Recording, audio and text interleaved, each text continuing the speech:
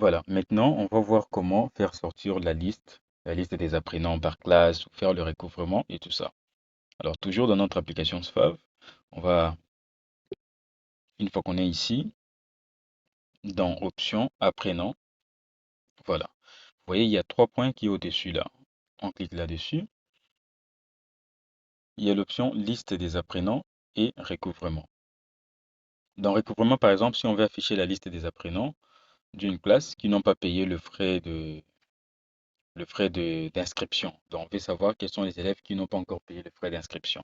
On va aller dans Recouvrement, on sélectionne la classe, par exemple première maternelle, on choisit section maternelle bien sûr, catégorie, on choisit ceux qui ont payé la totalité, ceux qui n'ont pas payé la totalité ou ceux qui n'ont rien payé. Frais, on prend par exemple frais d'inscription. Année, on choisit cette année. Donc selon notre critère, nous avons dit la salle de première maternelle, option, c'est maternelle, voilà. Première maternelle, ceux qui n'ont rien payé, le frais d'inscription de cette année ici. Et puis on clique sur rechercher. Voilà, le système va nous afficher ici la liste de tous les élèves qui n'ont pas encore payé le frais d'inscription pour pouvoir les recouvrer auprès d'eux.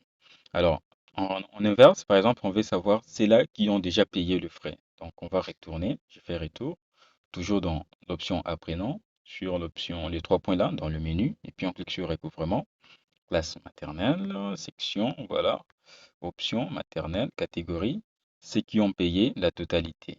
Et frais, on choisit frais d'inscription. Et puis, cette année. On clique sur rechercher. Et voilà, ça va nous afficher la liste. Comme là, vous voyez, cet enfant, il avait payé 5 dollars d'inscription. C'est pourquoi il est apparu là. Donc, ça va nous afficher la liste de tous les enfants pour cette classe ici qui ont payé la totalité des frais d'inscription.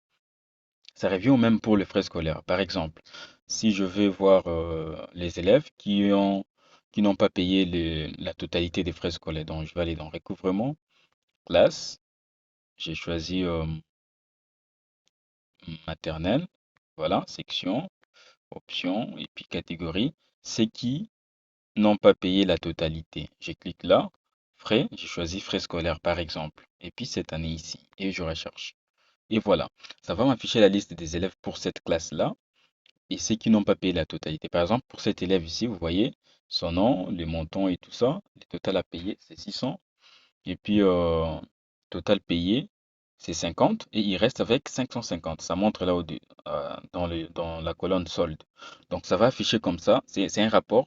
Si à partir de votre ordinateur, vous pouvez imprimer ça pour avoir ça au clair. Voilà. Donc, on peut revenir.